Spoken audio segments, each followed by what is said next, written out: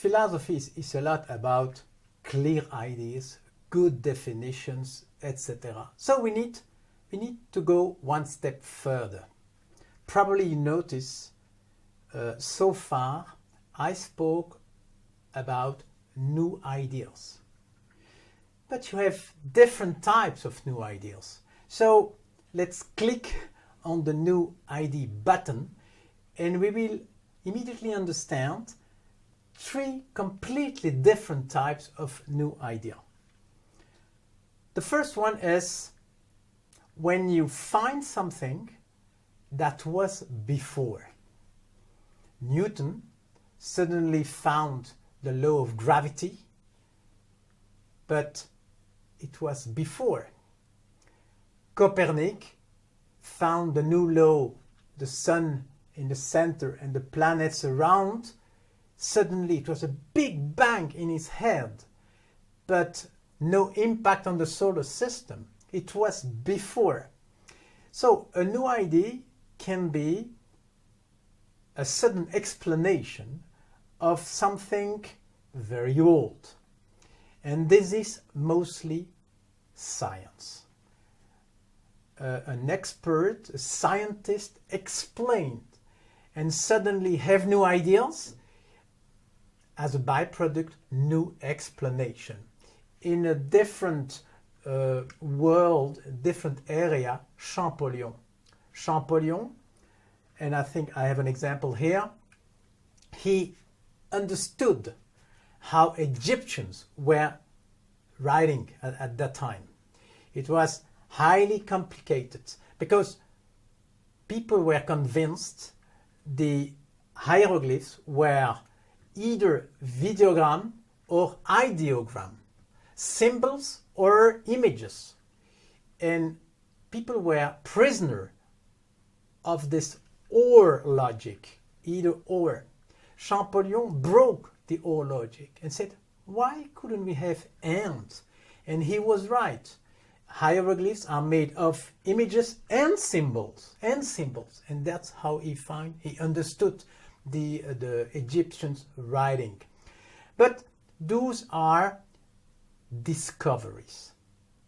To discover is when you find something new of a problem which is old. This is mostly about science. You have a completely different kind of findings when you find something that simply can be. Like, I'm from Belgium, Tintin, the character. Hergé found it, it was a beautiful idea, but it was not a necessity. This is called creation. And probably there you find mostly artists.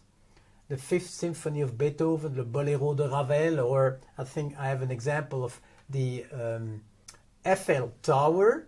The Eiffel Tower, probably suddenly this engineer had an idea. Wow, I'm going to do this.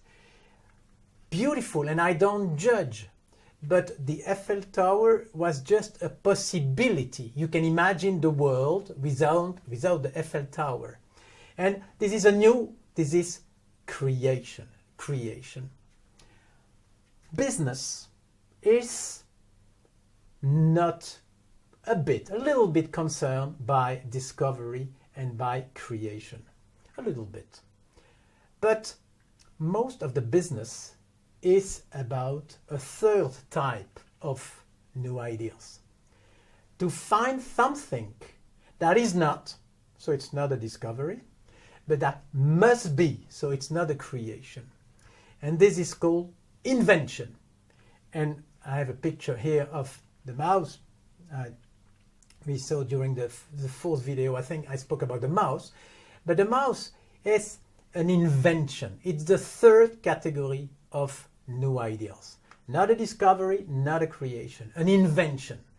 And my experience in the business for many, many years shows that invention is the challenge of a business, of a company. How can we find something? How can we find something that is not, but that will come? And of course, in market economy, how can we find it before the competitor? That's the rule of the game. And so the new idea in my, and probably the way I'm going to use it in the next lectures, I will focus on inventions only, because inventions are really the challenge of the business. But I have now a visual just to summarize what I said. I will not go into too many details, you can read, but you'll see a lot of differences. Note the way the intellectual property is protected. You have some other example. La Pyramide du Louvre is definitely a creation, and the iPod is definitely an invention. You can add many examples. But now we reach the end of this first lecture, and we have done a lot. You remember? Change is a must.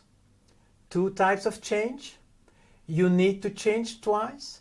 Creativity, innovation are on one side and on the other. We forgot about innovation, focus on creativity. We realized the 2 steps, the 2 strokes of the brain. You need the 2 brains, not at the same time. Then now we have just clicked on the new ID button. You have the different. So we have done a lot. And invention is in the heart, at the heart of the whole course here. Invention, and now you understand what it is. Invention is mostly about reorganizing perception. Let's take another famous example, the steam machine. The steam machine. What is strange? Everything was there. Steam existed. Wheel existed. Wood existed. Steel existed. Everything was there. What happened in the inventor's mind? Suddenly, a reorganization of the perception.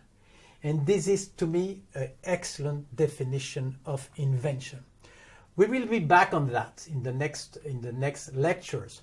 The next one will be, how do we think? How do we think? Of course, this lecture number 1 was mostly about change. I'll be back on the same topic with a different angle, different point of view. It's how do we think? Creative thinking is a subset of something more global, which is thinking.